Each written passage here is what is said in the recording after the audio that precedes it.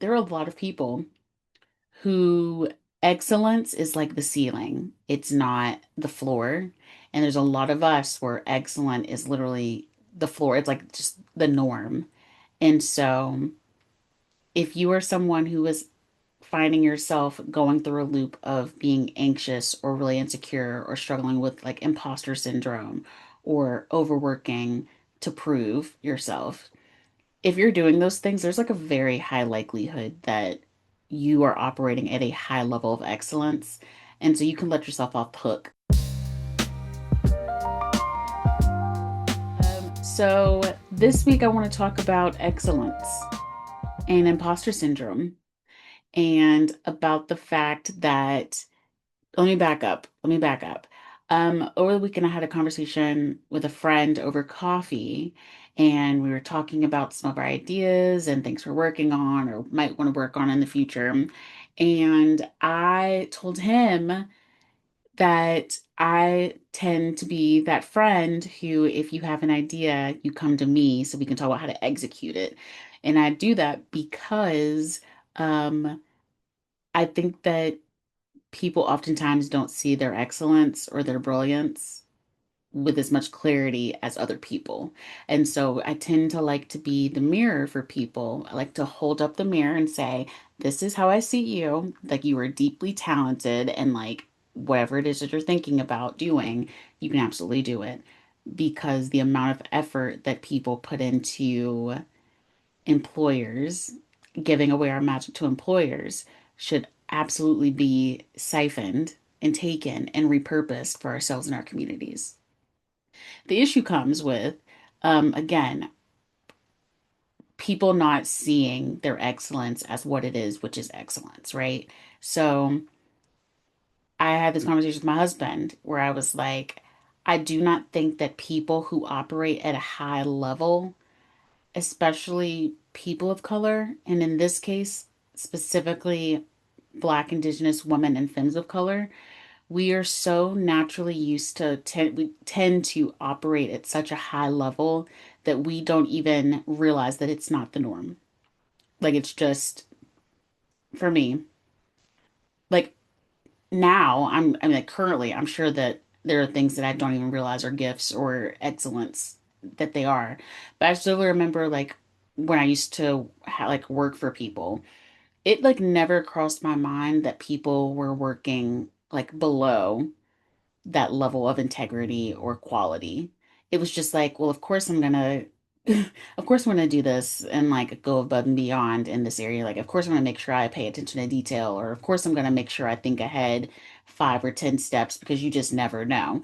There are a lot of people who excellence is like the ceiling, it's not the floor.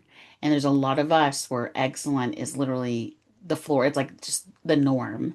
And so, if you are someone who is finding yourself going through a loop of being anxious or really insecure or struggling with like imposter syndrome or overworking to prove yourself, if you're doing those things, there's like a very high likelihood that you are operating at a high level of excellence. And so you can let yourself off the hook. I was going to say a little bit, but like a good bit. Because to some extent, I think that operating at that level is like a survival thing because we have to exist currently or existing in systems that were not designed for us to thrive. And in fact, like we are working against systems that are intentionally designed for harm and exploitation. So there's that part.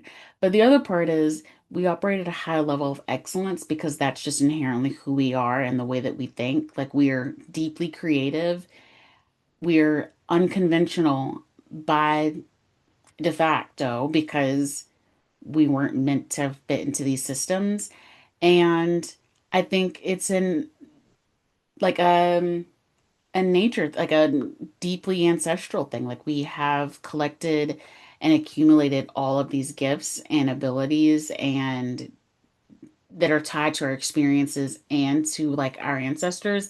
And I think that those all of those things together are reasons as to why we tend to operate at such a high level.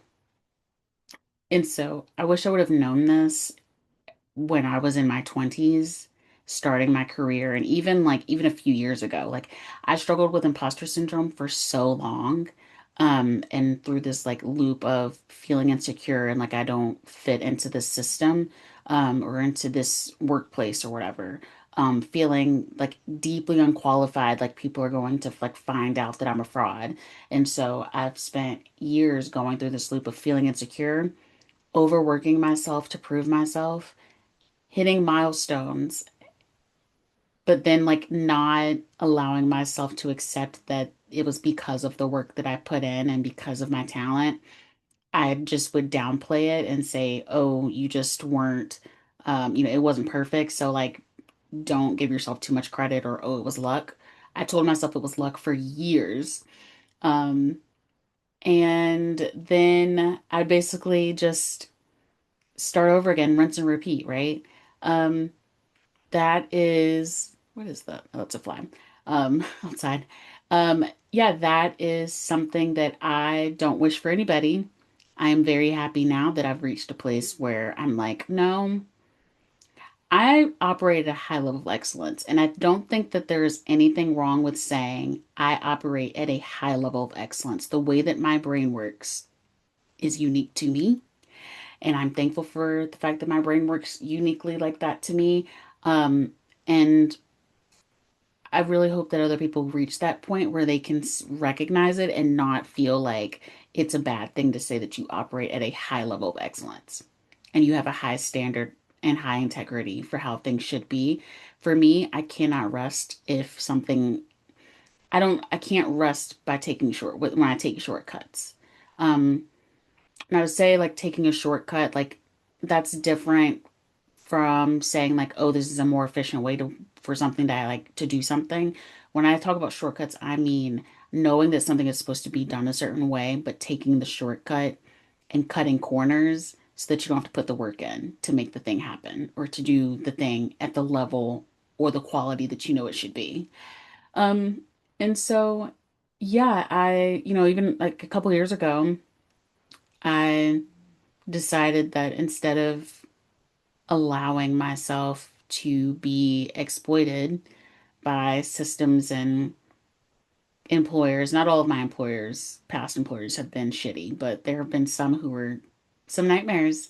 Um, but instead of allowing myself to be used and exhausting myself for people and systems that uphold harm, my work with Reverb Root has been really fulfilling because I'm taking that level of excellence, that level of long-term strategic thinking, that level of high integrity and all of that, and I'm using it for myself and for my community. And so, all of that to say, it's okay to call yourself excellent, to say that you have excellent work and work ethic and all of those things. Um, it's just, it can be just a fact. I think that oftentimes we are told that it is us being egotistical to say that we operate at that level. I don't think ego is bad. I I think that is a spectrum of where it can cross a line, but to say something factually like that, I just think that there have been so many times in my life where I have finally kind of like looked up, come up for air after working really, really hard in workplaces, and then looked around and realized like, oh, not everybody is working to the same level as I am.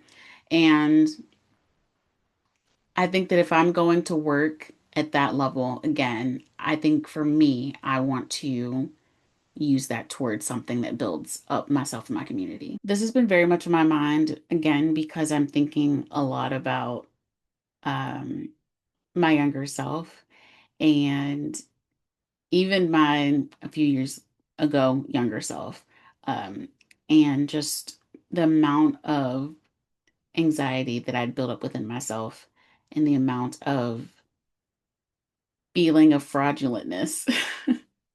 It didn't have to be that way. And if I can pass that on to somebody else, I'll do it now. I have a long list of things that I want to take care of and do by the end of June.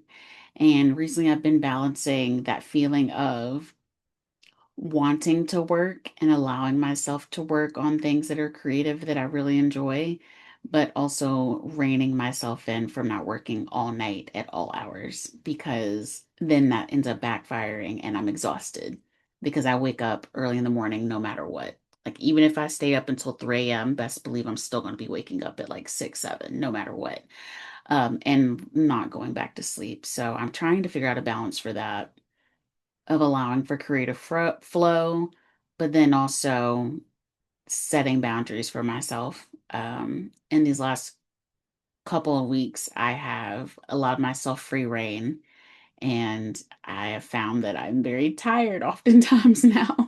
What else? Been procrastinating a little bit on interviews, both editing some and also reaching out.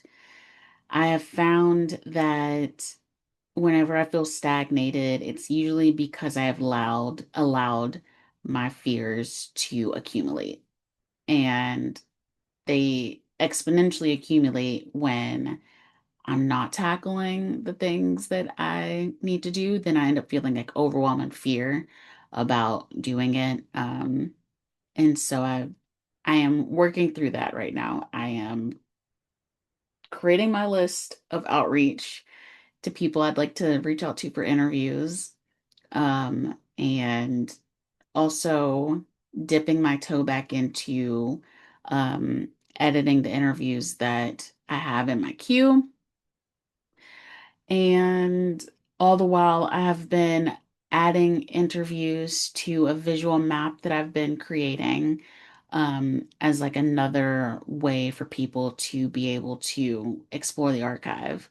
So I'm hoping I can finish that up in the next few weeks because it is looking very beautiful, and I'm very excited about the people's ability to be able to actually see a visual um, element to the intersection of our ideas. So people won't just have to explore chronologically or only explore by topic. You can actually look at a map and see how all of our stories worldwide are connected. So those are things I've been working on. That's really the thing that keeps me up all night, every night, that I'm trying to remind myself that it's okay to have something like leave work on the table that I can look forward to the next day. Like I don't have to just like go all in to finish something to the point that I'm like struggling to stay up the next morning. So not even the next morning, the next like whole day. In summary, embrace your excellence. Recognize that if you are overthinking, over criticizing, nitpicking, I'm naming all the things that I do and used to do to myself. Um, that's a very good chance or good sign that you are operating at a very high level already, and you can take yourself off the hook and relish in your work and know that it's not just luck that's creating the results that it's creating. That's actual like hard work and talent and good intuition. So that is it. Until next week. Bye.